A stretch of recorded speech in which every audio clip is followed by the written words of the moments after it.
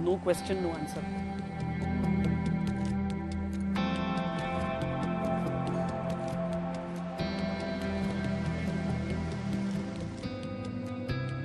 आ जाओ। क्या हाल चाल? चलो बस अच्छा, बेस्ट है कि आज पैनल भी नहीं पता है कि कौन कौन है, तो हमको आई हैड नो आइडिया कि तुम आ रही हो। पता नहीं कौन है। ओह, आई मस्ट बी। क्या हाल है? 2 और बड़े दिनों बाद। कैसा चल रहा है तुम्हारा? तुम तो बाहर ही रहती हो। बहुत गर्मी है। बाहर गर्मी है, बारिश हो रही है, ह्यूमिडिटी बहुत ज्यादा है। बहुत ज्यादा है। हाय हाय निहाल, हाय एवरीबॉडी।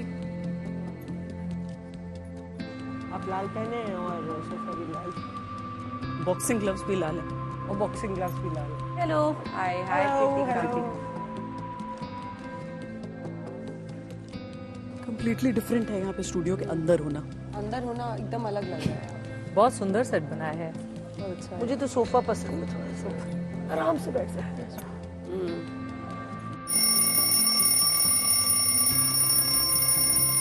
ऊपर वाला देख रहा है कि स्पेशल एपिसोड में आपका स्वागत है। ये एक ऐसा शो है जिसमें एंकर नहीं होते, लेकिन आप सब आज तक की एंकर हैं, पत्रकार हैं। पिछले 2 हफ्तों से आप सब ने देश को झकझोर देने वाले रेप और हत्याकांड के खिलाफ निडर होकर आवाज उठाई है। आज इस शो में आप बतौर एंकर नहीं बल्कि बतौर मेहमान शामिल हो रही हैं। आपके चारों तरफ कैमरे लगे हैं जिसमें आपकी हर बात रिकॉर्ड हो रही है। विषय पर बोलने के लिए आपको सबसे पहले 45 सेकंड का टाइम दिया जाएगा।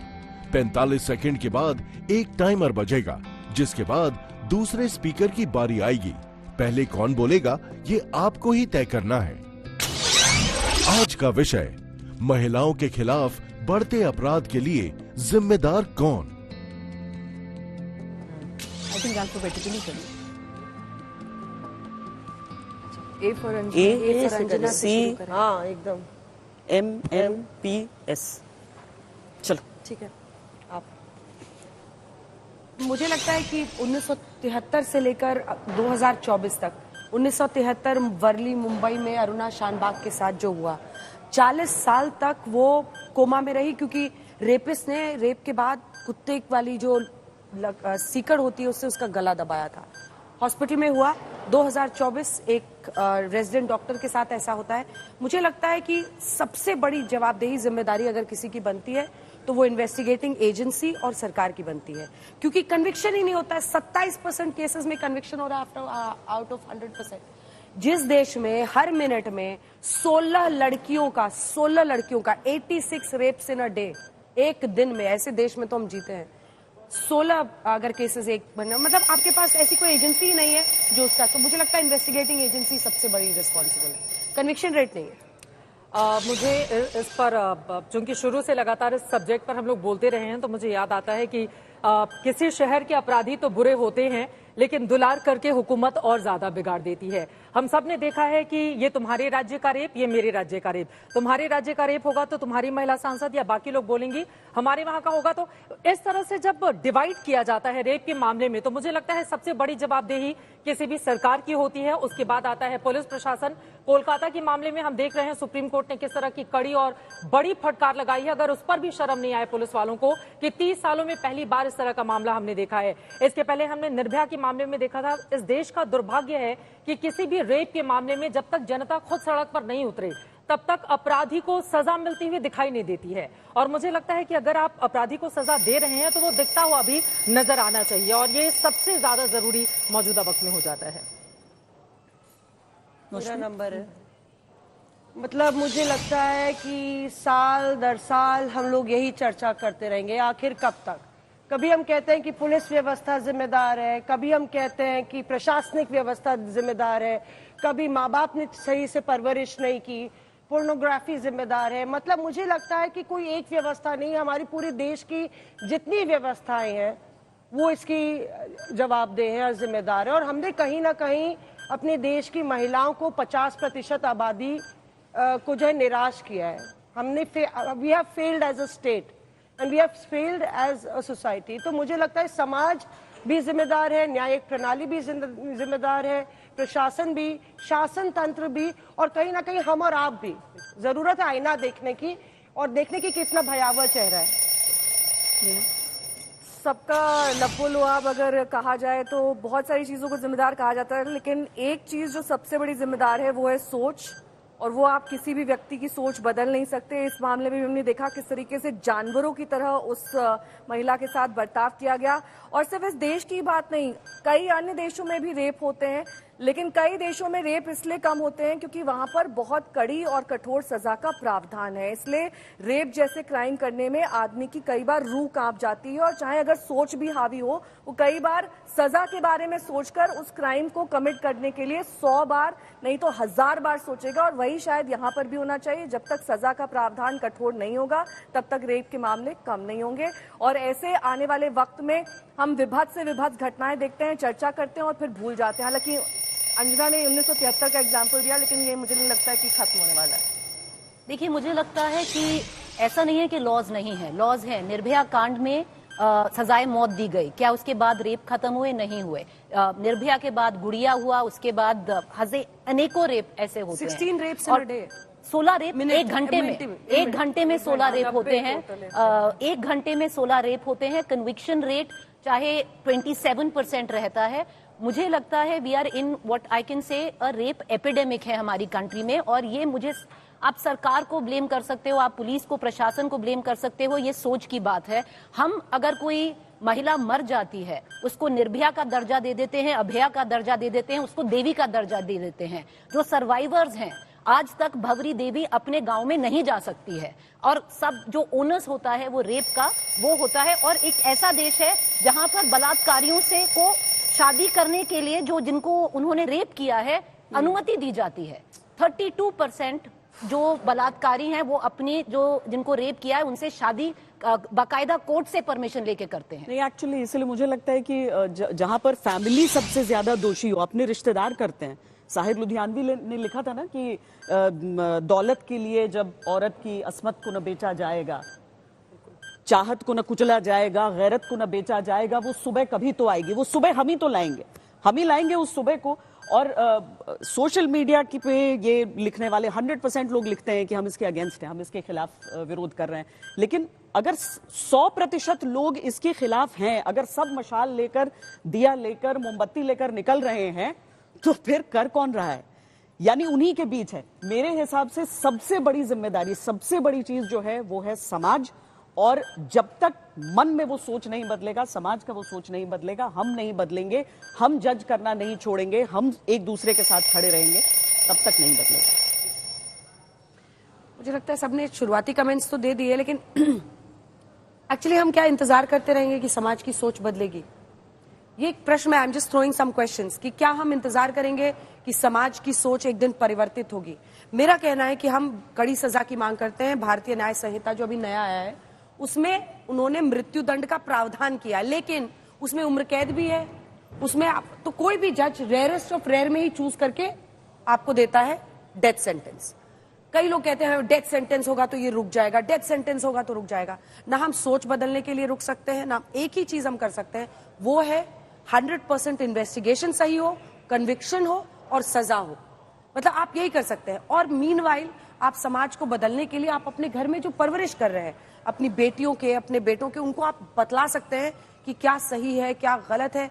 लेकिन ऐसे मतलब अब देखिए, जैसे जो कोलकाता वाला कांड है उसमें अब खबर आ रही है कि he was addicted to pornography, वो ऐसी चीजें देखता था।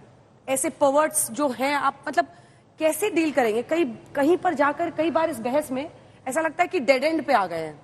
अब आप ऐसे लोगों का करेंगे क्या? लेकिन अंजना, वो एक स्टिमुलेशन का कॉज हो सकता है, लेकिन वो सोल कॉज नहीं हो सकता है। अगर आप पॉर्न देखते हैं, बहुत सारे लोग पॉर्न देखते हैं, लेकिन all are not rapist and all rapist don't watch porn. तो it is not a mutually agreeable thing कि जो पॉर्न देखते हैं वही रेप करते हैं, या जो रेप करते हैं उन्होंने सारा इंस्टिगेशन उनको पॉर्न से आता है। तो दिमाग की विकृति है, समाज की विकृति है। It is a different kind of psychology, और ये शायद एक साइकेट्रिस्ट और साइकोलॉजिस्ट एक बेहतर तरीके से हमें समझा सकते हैं। मेरा क्वेश्चन वही था कि हम फिर इसको कैसे रोक सकते हैं? पता है, जैसे अपना स्कूल डेज याद करते हैं, कोई एक डेट आई कांट पुट कि इस दिन पहली बार ऐसी छेड़खानी हुई थी, लेकिन उस छेड़खानी को नॉर्मल समझ के, याद है वो जब निर्भया के बाद पार्लियामेंट में बहस हुआ था, तब क्या कहा गया था कि अरे लड़के पीछा कर लेते हैं, पीछा करने को नॉर्मलाइज कर रहे हैं आप।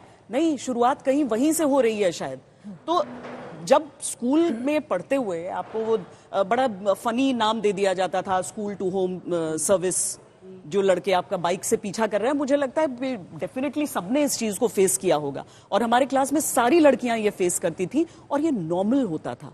नहीं, एक चीज और है, मुझे लगता है कि बचपन से, खासतौर से अभी हमने महाराष्ट्र का जो मामला देखा है कि छोटी छोटी 3 साल की बच्चियां, उनको जिन्हें अभी सोचने समझने तक की स्थिति जिनकी नहीं है, उनके साथ अगर इस तरह का मामला सामने आता है, सामाजिक जो विकृति है उसमें खासतौर से हमारे आसपास, देखिए हमें इस बात को नहीं भूलना चाहिए कि फैमिली में भी बहुत सारे इस तरह के मामले सामने आते हैं, लेकिन आज भी हमारी सोसाइटी ऐसी नहीं है जो जाकर अपनी ही फैमिली के किसी मेंबर के खिलाफ इस तरह के आरोपों पर एफआईआर दर्ज कराती हो। एक बहुत बड़ा सेक्शन ऐसा है इस देश के अंदर। फिर हम जाते हैं किसी स्कूल कॉलेज में, वहां पर भी जाते कई बार कॉम्प्रोमाइज कर दिया जाता है मामला, स्कूल के भीतर ही कि इसको सुलझा लो, अच्छा अब नहीं होगा, हम लोग इस को जिम्मेदारी तय करते हैं। तो स्कूल के लेवल पर भी और उसके बाद आगे तो जिस तरह की स्थिति बनी हुई है, तो सबसे पहले जो हमारी सोच है, जिसका जिक्र आपने शुरू में किया श्वेता, कि सामाजिक तौर पर अगर हम परिवर्तन नहीं लाएंगे, अपने घर से शुरुआत करनी होगी इसके लिए। और सबसे जरूरी है कि घर में हम इस बात पे डिस्कस करें, और क्योंकि छोटे छोटे बच्चों के साथ शोषण होता है,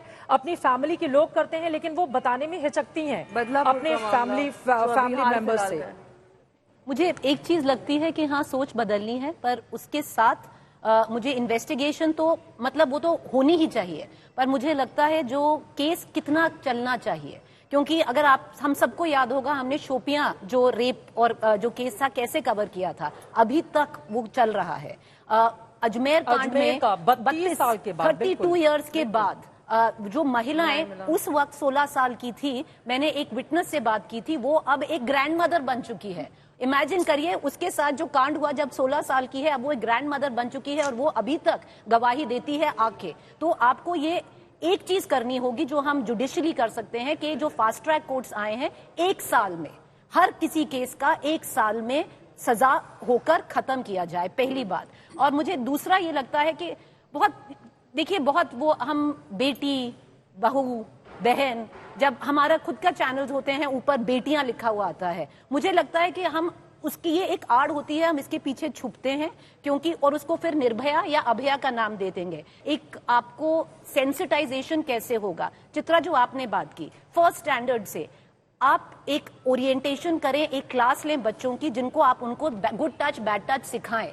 ये 6 बार ये एचआरडी में आ चुका है और ये मूट हो चुका है। जो प्राइवेट स्कूल्स करते हैं अपने लिए, मतलब अपने स्तर पर करते हैं, गवर्नमेंट स्कूल्स में लगता है कि हम 5 साल के बच्चों को कैसे बताएं सेक्सुअल हरासमेंट क्या होता है। बिल्कुल, आपको ये एक इंस्टीट्यूशनलाइज करना पड़ेगा। लड़कियों को कम नहीं, पर लड़कों को ज्यादा बताना पड़ेगा कि वो कैसे बिहेव, क्योंकि आप काफी गांव देहात इंटीरियर्स में जाती हैं, वहां पर तो बहुत सारी अशिक्षित महिलाएं हैं जिनसे आप बातचीत करती हैं, उनके लिए ये गुड टच बैड टच एक बहुत दूर की कौड़ी है। सही बात है। उनको तो ये समझ नहीं है कि कहाँ जाकर इस बात को रिपोर्ट करें, या करें भी तो कैसे करें, क्योंकि उनके मन में इतना डर होता है समाज का, घर वालों का। स्कूल में रिपोर्ट बाद में करेंगे, पहले तो घर में रिपोर्ट करेंगे। मैं इसमें एक बात कह रही हूँ, मैं इसमें एक बात कह रही हूँ कि हम लोग सब मान रहे हैं कि घर से शुरुआत करनी चाहिए, पर निर्भया के बाद इतना सारा फंड तैयार हुआ, आपको पता है कि मतलब एक निर्भया ऐप होना था, एक गांव में एक हेल्पलाइन होनी थी, एक निर्भया सेंटर होना था जो कि 24/7 सेंटर होना था। मतलब कि जो हमारा स्टेट है, जो हमारा प्रशासन है, जिसने, जो हमारी सरकारें हैं, उनकी जवाबदेही कब होगी कि एक्शन प्लान क्या है। हर स्टेट में को पैसा दिया जाना था, कितना निर्भया फंड यूज हुआ है, क्या अभी भी डार्क कॉर्नर्स नहीं है, दिल्ली में कम है तो क्या लखनऊ में और बाकी शहरों में अभी भी वो डार्क एरियाज हैं, जो कि एक पूरा थ्राइविंग सेंटर है क्राइम के लिए। मतलब तो ये फॉलो अप एक्शन किसकी जवाबदेही बनती है ये अगर। लेकिन मौसमी, सबसे पहले तो पुलिस को, जैसे एफआईआर कराने के लिए परिवार वाले जाते हैं, मैंने कई मामलों में देखा है, इस तरह की खबरें भी लगातार हम लोग पढ़ते रहते हैं कि पुलिस वालों, अगर लड़की 16 साल या उससे थोड़ी ज्यादा उम्र की है, पुलिस वाले पहले मुस्कुराएंगे, वो कहेंगे अच्छा आपकी लड़की गायब हो गई है, पहले आप चेक कर लीजिए कि कहीं किसी के साथ भाग नहीं गई। तो पुलिस वालों का ये जो अप्रोच है, उनकी संवेदनशीलता शून्य के बराबर होती है। वो घर वालों से अच्छे तरीके से बातचीत नहीं करते हैं। जब मामला बढ़ता है, बहुत ज्यादा दबाव आता है, तब पुलिस इस पूरे मामले को लेकर आगे बढ़ती है। नहीं, आई एग्री विथ यू। मतलब कि ये तो है ही है कि हम लोग को पूरे समाज को भी और पुलिस प्रशासन को भी संवेदनशील होना होगा। ये एक पॉइंट जो श्वेता ने उठाया था वो बहुत अच्छा था कि आपके स्कूल से ही कई बार शुरू हो जाता है, लेकिन कई बार जब आप ग्रेजुएट करते हैं, आगे लाइफ में बढ़ते हैं, तो बसों का इस्तेमाल करते हैं, मेट्रो से जाते हैं, ट्रेन में जाते हैं, वहां पर आपको महसूस होता है कि कोई आपको गलत तरीके से टच कर रहा है, आप पब्लिक ट्रांसपोर्ट से घबराने लगते हैं, बचने लगते हैं। तो क्या जिस तरीके की पुलिसिंग अब करी गई है उससे ये सब चीजें बदली है? मुझे नहीं लगता कि बदली हैं, क्योंकि अभी भी होता है खचाखच भरी बसों में आप जाइए, आपको लगेगा कि महिलाओं को वहां पर गलत तरीके से पीछे से कोई आकर, और उस समय अगर आप वो चीज बताएंगे भी तो उसका कोई प्रमाण नहीं है। रेयरली कोई खड़ा होता है बोलने के लिए ऐसा। मतलब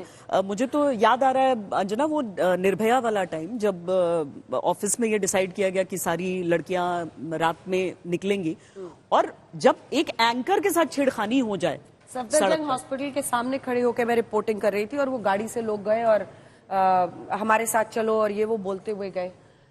लेकिन मुझे लगता है कि हम वापस उस इशू पे जब आए ना, तो मैं अभी भी ये मानती हूँ कि पुलिस जो इन्वेस्टिगेटिंग एजेंसी है ना, they are the driving force.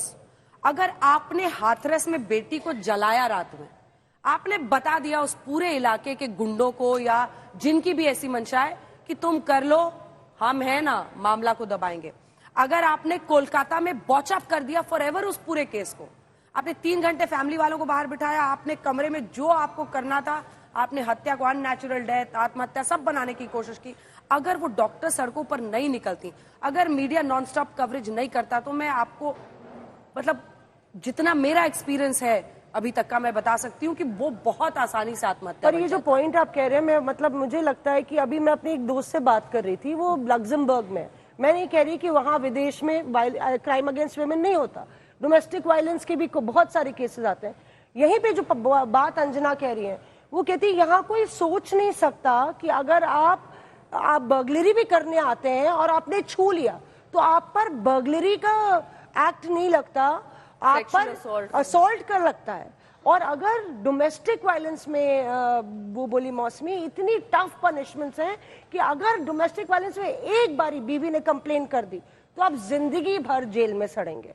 कोई उसमें पुलिस समझौता कराने नहीं आ रही है। कन्विक्शन रेट इतना लो है ना, और कंप्लेंट्स का फाइन लाइन भी है मौसमी, उसका कई बार मिसयूज भी होता है। ऐसा नहीं है कि सारे जेन्युइन मामले हैं। देखिए पुलिस, मुझे लगता है बहुत आसान है पुलिस, बहुत आसान है पुलिस को ब्लेम करना। अगर आप नॉर्डिक कंट्रीज जिसकी आपने अभी बात की और या किसी यूरोपियन कंट्री की बात करें, वहां पर क्या आंकड़े हैं, 42 पर्सन्स पे एक पुलिस पर्सनल है। देखिए हमारा देश के जो डायनामिक्स हैं, जो पॉपुलेशन है, बहुत अलग है। आप 1000 समथिंग पता नहीं कितना है, और वो भी शहर में ना कि हम बहुत। और देखिए जहां पर आपको ड्यू देना होता है आपको देना चाहिए। निर्भया कांड पे चलते नहीं, आप मुझे बोलने दीजिए, मैं आपको ये पूरा किया।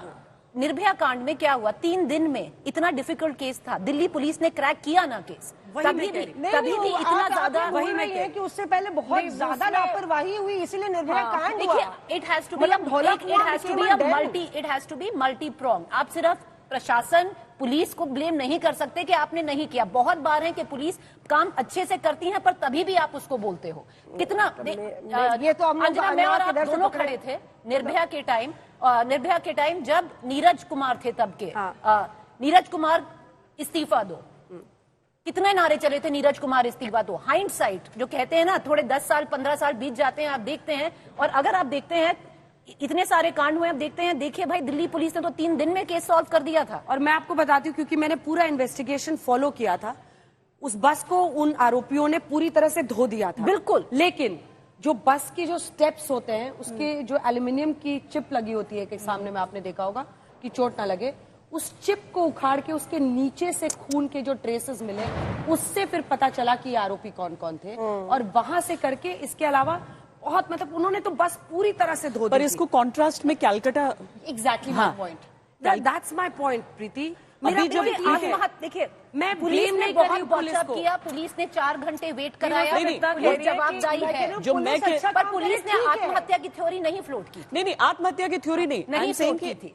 मैं वो वहां पर थी, misinformation। मैं वहां नहीं। पर थी, सारी doctors, lady doctors, nursing students सब थी। नर्सेज, ये भी तो कहा गया ना कि लड़कियों को नाइट शिफ्ट मत लगाओ। नर्सेज ने कहा कि हमारा तो प्रीडोमिनेंटली विमेन बेस्ड है, रात में कोई नर्स ही नहीं रहेगी फिर। क्यों ना खैर, करें? क्यों ना तो लगाएं? उनका हॉस्टल्स मैंने देखा, कैमरा नहीं अलाउड था डेफिनेटली, वहां कोई भी घुस सकता है कहीं से सही भी। बात। हम क्या कर रहे हैं, एक तरफ फोकस कर रहे की हैं। बाइक थी, उसने बताया कि पीछे का गेट जो खुला सिविल रहता है। वॉलंटियर वो मेन रोड से लगता हुआ हिस्सा जहां पर ये वारदात हुई, वहां पर पूरी सीआईएसएफ को लगा दिया गया है। अब जो दूसरा हिस्सा देखो, वहां पर तो हम लोग मैं जब चलकर जा रही थी एक जगह से दूसरी जगह, लाइट ही नहीं है, अभी भी नहीं है। आप उस पे फोकस ही नहीं कर रहे हैं, क्योंकि आपको मालूम है मीडिया स्पॉटलाइट का है, मीडिया स्पॉटलाइट सही वहां बात है। ठीक है। और जो अब सिविल मैं वॉलंटियर अपना था, वो पॉइंट कह सकती हूँ। एक जाकर सेकंड, पुलिस के बैरक में ही तो सोया था। प्रीति, तो coming back to that point, अब बारी है बाहर वालों की बात की। आजकल एक ट्रेंड सा हो गया, जब भी कोई केस मीडिया ट्रायल बनता है, असली केस को भुलाकर बाकी सारी चीजें उठने लगती हैं। अलग अलग थ्योरी जो है तैरने लगती है। सुशांत सिंह राजपूत केस सुसाइड या मर्डर था या नहीं, उसको हटकर फिर ड्रग्स, नेपोटिज्म, पूरी फिल्म इंडस्ट्री। आरुषि केस, माँ बाप कातिल हैं, नहीं है, वाइफ स्वैपिंग का मामला है, क्या है। निठारी केस, ह्यूमन ऑर्गन की तस्करी हो रही है, यहां से किडनी निकाला जा रहा है, चंडीगढ़ जा रहा है। अब Kolkata case, sex racket, pornography racket, drugs racket, human organ की तस्करी, सारी चीजें। लेकिन जो असली मुद्दा है वो गायब है। और जबकि ये सारे क्राइम में अगर देखें, बड़ी बेसिक सी चीज है, रेप और गैंग रेप, इसी के बीच में ये पूरा सवाल घूम रहा है। फॉरेंसिक साइंस किसके लिए है? फॉरेंसिक साइंस के जरिए आप विक्टिम के डीएनए प्रोफाइल के अक्यूज के डीएनए प्रोफाइल से मिला सकते हैं, और अगर विक्टिम के बॉडी से जो डीएनए प्रोफाइल है एक से ज्यादा लोगों का मिलता है, इसका मतलब है कि गैंग रेप है, और अगर एक ही का मिलता है तो रेप है। और ये रिपोर्ट आ चुकी है और सबको पता है कि इसको कैसे साबित किया जा सकता है। तो मुद्दा यह है कि जब भी इस तरह के केस आते हैं तो असली चीज कहीं और चली जाती है, जो बेसिक इन्वेस्टिगेशन और बाकी चीजें हैं वो गायब, और जो अफवाहें हैं, जो थ्योरी है, वो प्लांट होनी शुरू हो जाती है। जब सीबीआई को यह मामला मिला तो सीबीआई के सामने सबसे बड़ी चुनौती थी, पहला, केस को सुलझाना, दूसरा, सोशल मीडिया पर जो थ्योरीज चल रही थी उसकी पुष्टि करना, इसमें से क्या सही है क्या गलत। सबसे ज्यादा जिस बात को लेकर चर्चा थी कि क्या यह मामला गैंगरेप का है या फिर रेप का। सीबीआई ने जब जांच शुरू की तो 3 सबूतों पर उन्होंने सबसे ज्यादा ध्यान दिया। सबसे पहले फोरेंसिक के सबूत। फोरेंसिक के सबूत ने साफ इशारा किया कि इस मामले में सिर्फ एक आरोपी है, वो है संजय रॉय, जो कि सीबीआई की गिरफ्त में है।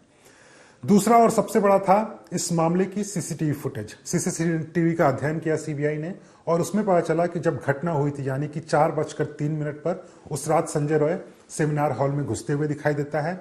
4:32 पर वो बाहर निकलता है सेमिनार हॉल से, जहां पर पीड़िता मौजूद थी, और इसी 29 मिनट के अंदर उसने न सिर्फ पीड़िता का रेप किया बल्कि मर्डर भी कर दिया। और तीसरी इस मामले की पोस्टमार्टम रिपोर्ट, जिसने साफ कर दिया था कि इस मामले में सिर्फ एक आरोपी है। तो मामला गैंगरेप का नहीं बल्कि रेप का है। लेकिन उसके अलावा सीबीआई अभी भी 6 लोगों का पॉलीग्राफ टेस्ट कराना चाहती है। तो क्या सीबीआई अभी पूरी तरह से संतुष्ट नहीं है कि इस मामले में सिर्फ एक आरोपी है या कई अन्य आरोपी हैं? यहाँ पे मुनीश ने सवाल पूछा है। देखिए, ये तो सीबीआई की जिम्मेदारी है, सीबीआई पॉलीग्राफी टेस्ट के लिए लेकर भी गई है, लेकिन अब सीबीआई के लिए भी दिक्कत की बात यह हो गई है कि उसको ये जिम्मेदारी 5 दिन के बाद तब मिली जब हॉस्पिटल के ऊपर हमला करके सबूत मिटाने के आरोप लग चुके हैं। ऐसे में सीबीआई किस तरह से इसको लेकर आगे जाएगी, ये देखना महत्वपूर्ण होगा। लेकिन फिर से कोलकाता पुलिस ने अगर शुरू में ही पूरे मामले में गंभीरता दिखाई होती तो शायद आज सीबीआई या कोलकाता रेप केस को लेकर पूरे देश में जो आंदोलन देखने को मिला, ये अपने आप में दुर्भाग्यपूर्ण है।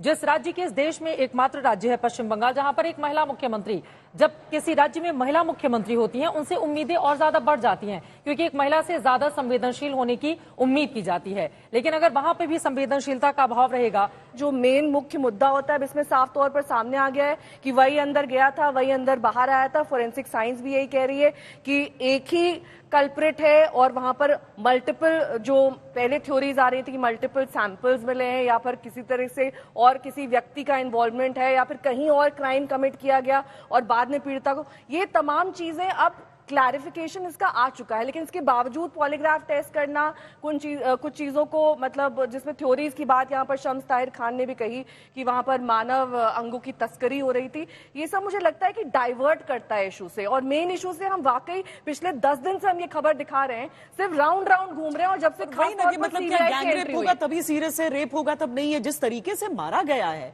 डॉक्टर के लिए हॉस्पिटल इज सेकंड होम। नहीं, और श्वेता आप देखिए जैसे ही खबर आई, मतलब मुझे नहीं पता मतलब कितनी बारी जब हम ड्राइव करते हुए घर जाते हैं या थोड़ा भी समय होता है ना, सोचते हैं तो एक अजीब से पेट में ना ऐंठन होती है, मतलब घिन आती है कि हम ऐसी जगह ऐसे समाज में रह रहे हैं।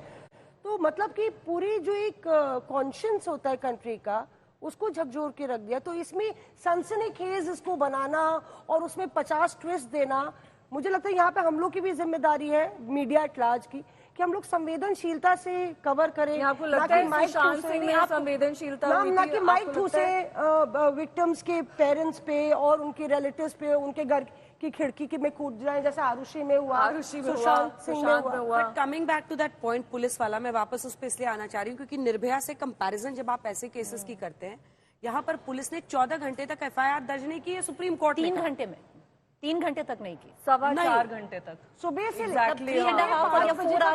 सुप्रीम कोर्ट ने कहा है वो मैं आपको बता रही हूँ। सुप्रीम कोर्ट में जो कपिल सिब्बल हैं उन्होंने रिकॉर्ड दिखाया था और उस रिकॉर्ड में विदिन 6 आवर्स, मतलब उनका पुलिस का जो वहां पे बैठे थे उनका कहना 3 घंटे, कोई 4 घंटे कह रहा है, पर विदिन 6 आवर्स के पहले तो वो मेरा सिर्फ यही कहना है। बिफोर द पोस्टमार्टम पहले हुआ और FIR बाद में। एग्जैक्टली, देखिए पोस्टमार्टम के लिए पहले बॉडी को कोई नहीं कह रहा कि इसमें कोलकाता FIR होगा कि नहीं होगा, कोई नहीं कह रहा कि कोलकाता पुलिस ने के जिम्मेदार नहीं है कि उसने एक बहुत बड़ा बॉचअप इन द बिगिनिंग नहीं किया, ये कोई नहीं। दैट इज माय पॉइंट कि हम पुलिस जो पहली इन्वेस्टिगेटिंग एजेंसी जो मौके पर पहुंचती है, मैं समझ नहीं पाती हूं कि उनकी क्या साइकी रहती है कि मतलब इट रियली शेक्स मी कि आप अपनी बेटी से नजर कैसे मिलाते हैं जब आप हाथरस में केरोसिन तेल डाल के एक बेटी का शव जलाते हैं।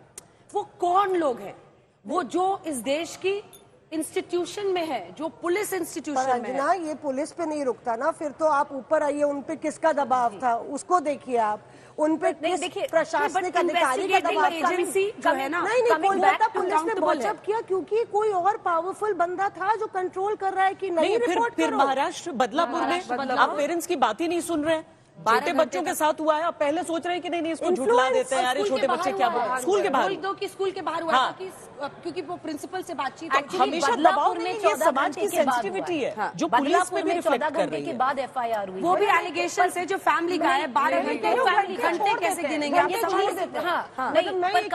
कमिंग बैक टू के जो शम्स और मुनीश ने सवाल उठाया और जो आपने भी बोला मौसमी, कभी कभार क्या होता है ना कि एक केस ऐसा आ जाता है विच कैचेस द नेशंस इमेजिनेशन, और ये एक ऐसा केस है क्योंकि हजारों केस होते हैं, एक ऐसा केस है, उस वक्त आपको लगता है कि हो ही नहीं सकता कि ये सिर्फ एक आदमी ने किया है, आपको लगता है कि इतनी बर्बरता है, इतनी हैवानियत है, आपको लगता है इससे एक से तो ज्यादा होंगे ही। लेकिन मैं इसीलिए सीबीआई का जब जोड़ना चाहूंगी, नहीं बस एक चीज में सीबीआई का जब खत्म हो गया पूरा। सुशांत सिंह राजपूत की आज तक क्लोजर रिपोर्ट नहीं की गई है क्योंकि वो इतना बड़ा हो गया था, लोग आज तक बिलीव करते हैं कि वो मर्डर है, चाहे वो सुसाइड है। ये भी डॉक्टर्स जो कह रहे हैं वही मीडिया दिखा रहा है। इसमें मीडिया ने अपना कोई, क्योंकि एक डॉक्टर ने कहा कि जो अमाउंट ऑफ सीमेन पड़ोसी ने जिसने बॉडी देखी, कभी कभार एक ऐसा केस आता है बिलीव ही नहीं कर सकते हो और के एक ही ने किया है, आपको लगता है कि इसमें तो कम से कम ज्यादा लोग हैं। नहीं प्रीति, इसमें जो मैं जोड़ना चाह रही थी, देखिए कई बार हाथरस का जिक्र हुआ,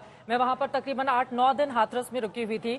पुलिस वालों के रवैये पर लेकर, जो देखिए पुलिस ताकतवर होती है और कोई भी जो पीड़ित होता है सबसे पहले वो उसी के पास जाएगा क्योंकि उसको उम्मीद होती है कि इनसे हमको इंसाफ मिल जाएगा। मुझे अच्छे से याद है हाथरस से जब यहाँ पर उसकी डेथ हो गई थी, एम्स से हाथरस वापस लेकर जाया जा रहा था उस बेटी को, तो पुलिस वालों ने पहले ही कह दिया था कि नहीं ये तो कुछ लड़के का चक्कर है, कुछ और ही उसको क्लू दे दिया गया।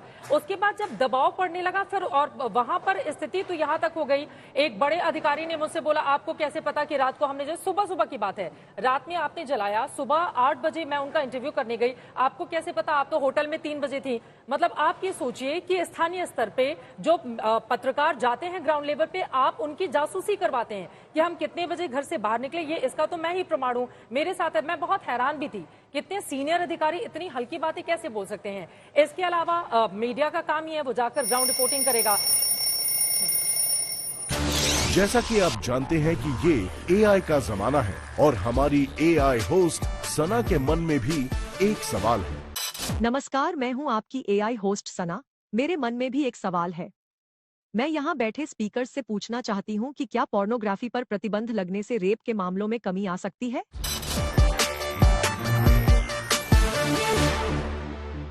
मुझे बिल्कुल लगता है कि आ सकती है, क्योंकि हमारा समाज इसके लिए तैयार ही नहीं है। जहाँ तक एजुकेशन का सिस्टम है, इतनी गरीबी है, यूथ जो है, मैंने देखा कि गांव में पूरे दिन मोबाइल देखते रहते हैं और उनको एडिक्शन हो जाता है, क्योंकि एक्सपोजर नहीं है तो मानसिकता पोर्नोग्राफी से विकृत हो जाती है। इसमें थोड़ी सी कमी आ सकती है, लेकिन बिल्कुल इससे खत्म हो जाएगी, मतलब इससे थोड़ा असर पड़ सकता है। इसीलिए मुझे लगता है कि प्रतिबंध नहीं लगे तो कम से कम इस पे रिस्ट्रिक्शंस लगने चाहिए। मुझे नहीं लगता, क्योंकि अगर हम इस मानसिकता से जाएंगे तो लड़कियों को छोटे कपड़े नहीं पहनने चाहिए, फिर हम कहीं पर भी जा सकते हैं। एक बहुत सारी स्टडीज हुई एक पूर्व इंडिया में भी का बयान ही था छोटे कपड़ों को इंडिया में भी स्टडी हुई है कि पोर्नोग्राफी से रेप या सेक्सुअल हरासमेंट का कोई कनेक्शन नहीं इसका है। इनफैक्ट अगर हम दूसरा असर अगर हम इस पे जाते हैं फिर हम कहीं नहीं रुकेंगे। फिर लड़कियों को मोबाइल नहीं कैरी करना चाहिए, लड़कियों को घूंघट करना चाहिए, हम उस पे आ जाएंगे। प्रीति, क्या एग्जाम्पल की जरूरत है? मतलब कोलकाता का केस, लेकिन अगर संजय रॉय के मोबाइल में पॉर्न क्लिप्स मिले हैं, इसका मतलब ये नहीं कि वही पॉर्न क्लिप्स जिम्मेदार है उसके रेप के। मैंने देखा है रेप की मानसिकता के लिए गांव में और कई जगह नहीं, पर उसकी पहले जो पूरे उसकी ये जो अजमेर वाला मामला था, अब बताओ वो कितना संगीन मामला, लेकिन उसमें कौन सी फोटोग्राफर इसके लिए जिम्मेदार थी? कितना ज्यादा गंभीर, 100 लड़कियों से जुड़ा हुआ ये मामला था। उसकी जो सास थी, उसकी जो पूर्व पत्नी की माँ है, उसने कहा कि वो अपनी पूर्व पत्नी को भी मारता था, पीटता था, उसके साथ भी बर्बरता का व्यवहार करता था। ये उसका ट्रेंड रहा है, ये उसकी हमेशा से ही साइकोलॉजी रही है। विमेन अब्यूज उसके इतिहास से जुड़ा रहा है। ये सिर्फ पॉर्न क्लिप का मामला नहीं, मानसिक विकृति जिसे कहते हैं, वो ये मानसिक विकृति है। Correct me if I am wrong, मैं ये कह रही हूँ कि अगर कोई पोर्नोग्राफिक क्लिप एक अंडर 18, 10, 12, 15 साल की उससे कुछ युवा पे को मिल जाती है, देयर आर सेवरल सोर्सेज। क्या ये हम जस्टिस कर रहे हैं? बहुत सारे सोर्सेज और भी नहीं, हम ये नहीं कह सकते कि रेप के लिए वो जिम्मेदार है, उससे वो बच्चे बिगड़ते हैं, ये सच बात है। बट रेप के लिए सिर्फ उसको बिगड़ के क्या करते हैं? अगर पॉर्न क्लिप देख के बिगड़, एक तो आप कंट्रोल कर सकते हैं क्या कि किस एज का देख रहा है? आप कितने सारे लूपहोल्स हैं, आप वही तो आप कंट्रोल ही नहीं कर सकते। दूसरा, चाइल्ड पोर्नोग्राफी, मतलब वो कहते हैं ना कि पॉर्न हमारा अधिकार है, अडल्ट्स उसको देख, लेकिन नंबर 1 आप रेगुलेट नहीं कर सकते हैं कौन देख रहा है। आप रेगुलेट नहीं कर सकते हैं कि उसका कंटेंट क्या है, उसमें चिल्ड्रन है या नहीं है, क्योंकि डार्क वेब का सबसे बड़ा हिस्सा है। अवेलेबल ऐसी चीज क्यों कराओ जिसमें आप कुछ कंट्रोल ही नहीं कर सकते? बंद करोगे तो उसका क्या और ज्यादा। अच्छा, आप कंट्रोल कर सकते हो, अब उस पर आते हैं, क्योंकि इस पर हम लोगों ने काफी चर्चा कर ली। This is not the end all and be all. बुरके में भी महिला चलती है, उनका भी रेप होता है, और पॉर्न देखने वाले भी 70-80 साल की महिलाएं, पॉर्न देखने वाले नहीं देखने वाले भी कर तो सकते बहुत हैं। सारे हैं। प्रॉब्लम जो हमारे हाथ में जो सोल्यूशन है वो इतना ही है कि इन्वेस्टिगेशन, जो फर्स्ट रिस्पांस टीम है वो पहुंचती है पुलिस की। आप इन्वेस्टिगेशन अच्छा कीजिए, 100% कन्विक्शन कीजिए, और उसके बाद से जस्टिस दिलाइए, और वहां से एक शुरुआत हो। मैं 3 चीजें प्रपोज करना चाहती हूँ जो मेरे दिमाग में बहुत दिनों से है। हमारे पास एक NIA हो सकता है, हम एक CAW क्राइम अगेंस्ट वुमेन का विंग बनाते हैं, लेकिन सबका दायरा हम नेशनल टास्क फोर्स जो बनाई है सुप्रीम कोर्ट ने, उससे कुछ फायदा होगा आपको लगता है? ऐसा वो तो डॉक्टर्स की जो टीम है, वो तो के बाद दूसरी, नहीं, एक सेकेंड, वो तो सेंट्रल प्रोटेक्शन एक्ट जो डॉक्टर्स डिमांड करे, वो डॉक्टर्स को पैसिफाई करने के लिए हाँ, मतलब वो कोई रेप ग्राउंड पर उसका कुछ असर नहीं दिखने वाला है। कोई भी डॉक्टर भी उससे कन्विंस नहीं नजर आ रहा है। आप पुलिस में या तो ट्रेन कीजिए लोगों को, आप, क्योंकि आपके कंट्री में ये एपिडेमिक है भाई। मुझे लगता है जिस देश में 86 रेप्स एक दिन में हो, मतलब वहां तो एपिडेमिक है। मुझे तो आप अपने पुलिस में एक विंग बनाइए जो इसको इन्वेस्टिगेशन करे।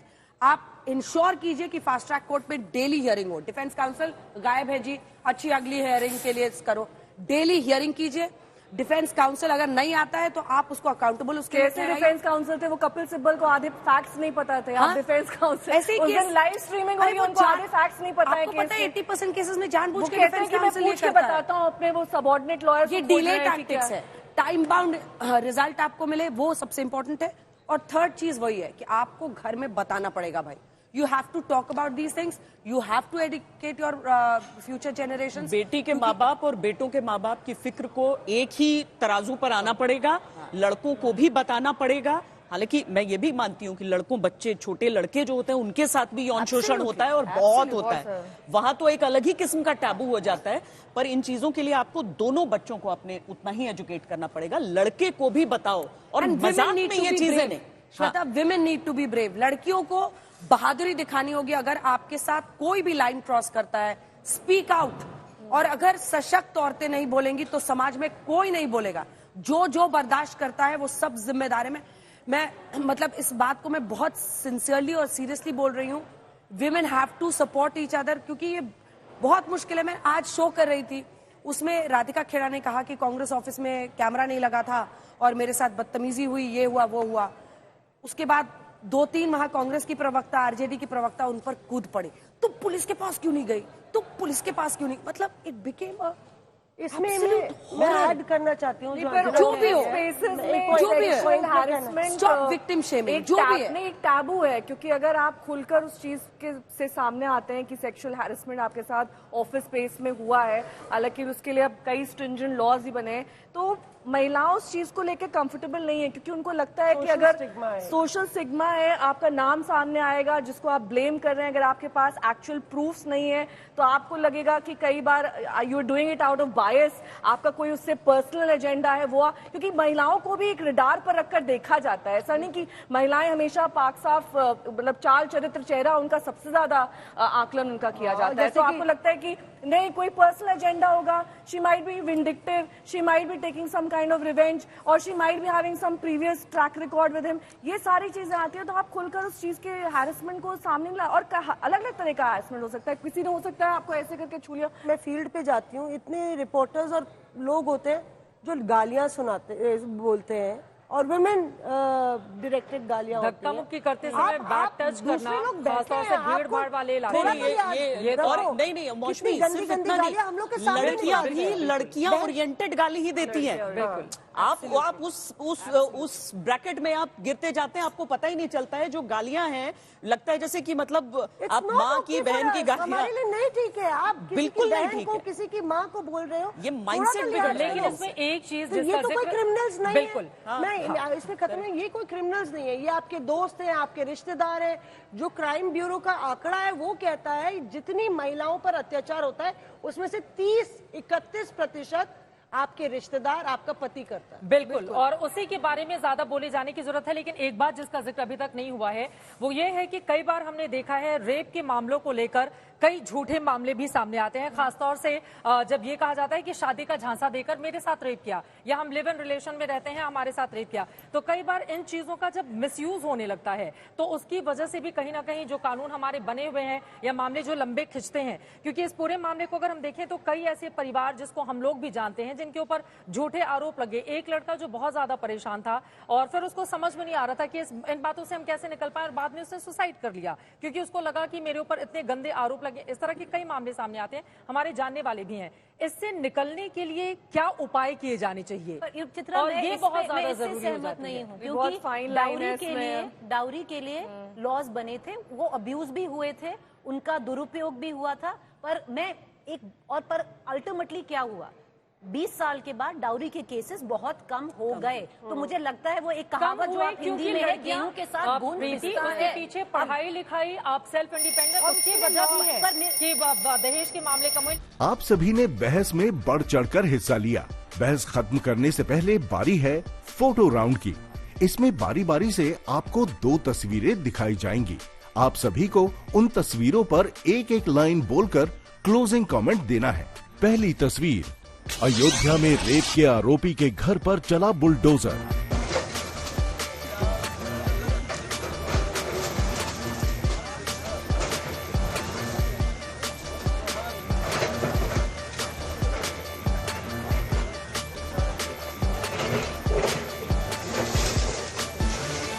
हमें बोलना है अच्छा हुआ जो आरोपी है, अगर रेप का आरोपी है उसके घर पे बुलडोजर चलेगा तो वो नजीर भी बनेगी, मुझे लगता है। मुझे लगता है कि जो पनिशमेंट है वो हमेशा ऐसा हो जो एग्जाम्पल सेट करे। अब चाहे आप उसे बुलडोजर के सेंस में देखें या फिर दुनिया के ऐसे देशों के वो आंकड़े उठाएं और पनिशमेंट्स उठाएं जहां पर रेप पर वाकई वो कंट्रोल कर पाए, चाहे वो केमिकल कास्ट्रेशन हो या फिर कुछ और। लेकिन वही सजा दी जानी चाहिए जो आप कानूनन दे सकते हैं। और अगर बुलडोजर चलाना है तो हाथरस में भी आरोपी के घर पे चलाइए, आप उन्नाव में भी आरोपी के घर पे चलाइए। अगर आप पार्टिजन तरीके से काम करेंगे तो आप न्याय का सिर्फ मजाक उड़ाएंगे। और कोई भी पोस्टमार्टम रिपोर्ट आने में लग जाते हैं एक सप्ताह, और लोग कहते हैं कि अगले दिन फांसी लगा दो, कहीं बुलडोजर चला दो। ऐसे नहीं चल सकता है। और बाद में कई ऐसे केसेस की चर्चा होती है जहां पर केस बिल्कुल पलट भी सकता है। तो मतलब पॉलिटिकली मोटिवेटेड नहीं होना चाहिए, मैं ये मानती हूँ। मुझे नहीं लगता कि किसी आरोपी के घर पे बुलडोजर चलाने से इस समस्या का समाधान होगा, क्योंकि जब आप बुलडोजर चलाते हैं तो पूरे परिवार को भी आरोपी बना देते हैं। किसी की स्कूल की किताबें होंगी, कोई बच्चों की गुड़ियाएं होंगी, किसी माताओं के कपड़े होंगे, उनकी दवाएं होंगी, वो सब उस बुलडोजर के आक्रोश में ढह जाती हैं। और वो पॉलिटिकल गिमिक ज्यादा होता है। और आरोपी आरोपी है, आरोपी दोषी नहीं है। तो मुझे लगता है कानून की कदर करनी चाहिए और we should become an animal state. मैं मौसमी की बात से अग्री करती हूँ। ये बुलडोजर एक्शन महज सांकेतिक होता है, इसका कुछ ज्यादा लाभ नहीं है, क्योंकि वहां पर योगी जी की सरकार है तो उत्तर प्रदेश में बुलडोजर चल गया और वहां पर ये प्रथा भी एक तरीके से। लेकिन दूसरे राज्यों की अगर बात देखें तो वहां पर कहीं पर भी हमें ऐसे बड़े एग्जाम्पल्स नहीं दिखाई दिए जहां पर बुलडोजर चलाया गया और इस तरह का एक बड़ा संदेश देने की कोशिश की गई हो कि अगर आप आरोपी हैं तो आपकी जितनी अवैध संपत्ति है उसे नष्ट कर दिया जाएगा। और होगा भी क्या, अगर वो संपत्ति नष्ट भी हो गई तो क्या उनकी आने वाली पीढ़ियों में से कोई रेप नहीं करेगा? वो इतना डर जाएगा? ऐसा नहीं होता है।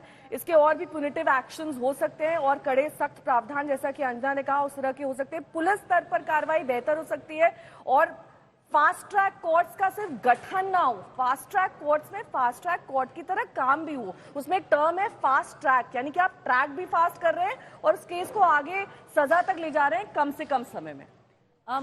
मुझे लगता है ये जो विजुअल था अयोध्या में बुलडोजर का गलत है, क्योंकि कानूनी स्तर पर अगर कोई कार्रवाई होती है वो बात सही है। इसमें जो आरोपी है वो दोषी है, उसकी जो फैमिली है वो दोषी नहीं है, वो भी उस घर में रहते हैं। एक एग्जाम्पल दूंगी, जब हम अकानूनी कार्रवाई को हम बहुत गैर कानूनी कार्रवाई को हम बहुत प्रेज करते हैं। हैदराबाद में इनकाउंटर हुए थे रेप के। अब हमें क्या पता चला है, जिन लोगों के इनकाउंटर हुए थे उनका डीएनए जो रेप विक्टिम है मैच नहीं हुआ। इससे कौन जिम्मेदार है? हम अपने आप को जिम्मेदार मानते हैं, क्योंकि उस वक्त ऐसा ही हुआ था। बहुत लोगों ने तालियां बजाई, लेकिन कैसे बनेगी? लेकिन यहाँ पर एक सवाल है कि नजीर कोई मामला कैसे बनेगा?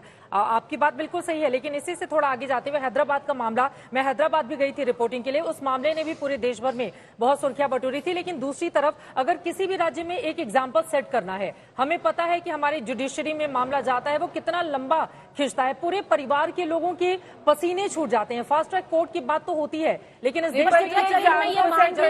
मैं ये मान भी लेती अगर ये बुलडोजर हाथरस में चला, मैं ये मान भी लेती कि चलिए सबके लिए एक ही कानून है, जो कानून नहीं है। आरोपी पर नहीं, दोषी पर कार्रवाई जरूरी है। आरोपी पर नहीं, दोषी पर मुझे नहीं लगता कुछ भी इलीगल होना चाहिए।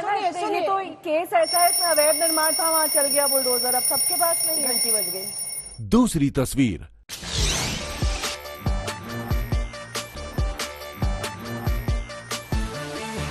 मैं इस पर बोलना चाहती हूँ। मेरा पर्सनल बिलीफ है ये, हमारा कानून हमें इजाजत नहीं देता है कि अगर कोई रेप विक्टिम है जिसकी मृत्यु हो गई है उसका चेहरा दिखाएं या उसका नाम लें। लेकिन मुझे लगता है कि ये इज्जत लुट जाना, इज्जत खत्म हो जाना, ऐसे शब्द और ऐसी चीजें नहीं होनी चाहिए।